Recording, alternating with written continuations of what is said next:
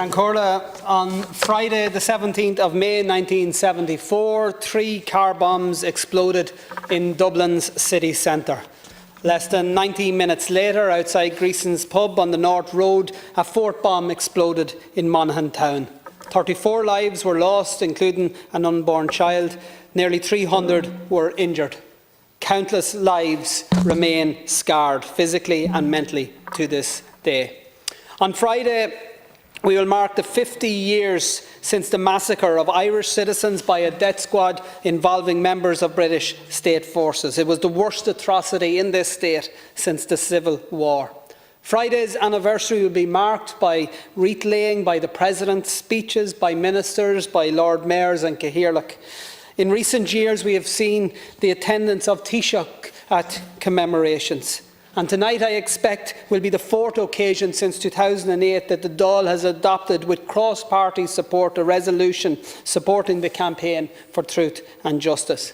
And it would be easy, therefore, to get the impression now that this state has always stood with the victims and the survivors. Cancorla, unequivocally, that was not the case. I want to say that all those who lost loved ones or who were injured as a result of the conflict deserve access to the truth. Whether they were victims of British state forces, loyalist paramilitaries or the IRA, the pain is the same.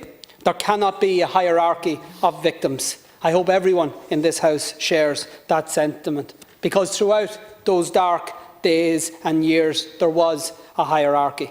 There was a different approach taken to different events and losses.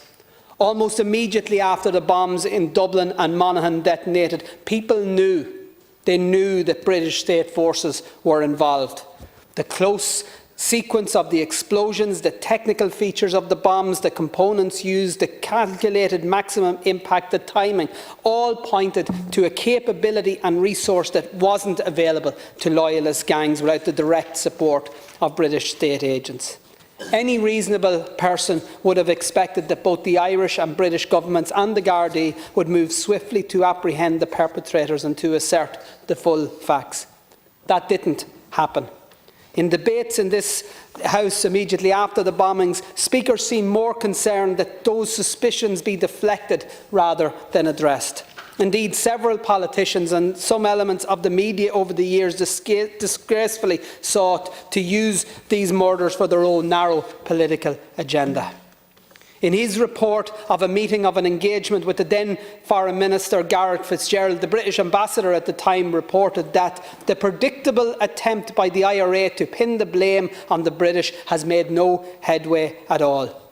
The truth is that neither Dublin nor London made any serious attempt to pursue the perpetrators for years.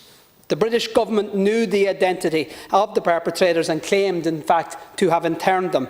They shared this information with the then Taoiseach and ministers in September 1974. Nothing, it seems, was done with this information. It was left, in fact, to the families and victims to campaign, in the first instance to campaign for recognition. They alone and the friends they made along the way actually investigated what the authorities failed to do. A small number of journalists deserve great credit for lifting a lid on decades-old secrets, in particular, the 1993 Yorkshire television documentary Hidden Hand, The Forgotten Massacre, ensured a new generation had the starting basis for a renewed campaign.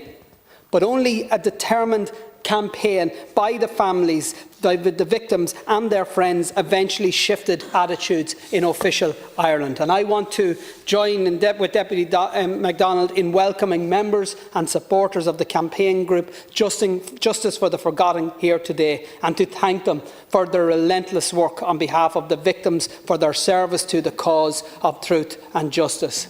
Cancorla, I commend the motion to the House and I urge government to act upon it. I urge government to demand that the British government release all information pertaining to this attacks and all others perpetrated by the so-called Glenanne gang, and in all instances where the British state or its agents concluded in attacks and murders on this island, north or south, to use every mechanism at government's disposal to exert pressure on the British government, including through multilateral and international fora, to finally do the right thing and come clean on its dirty war in Ireland.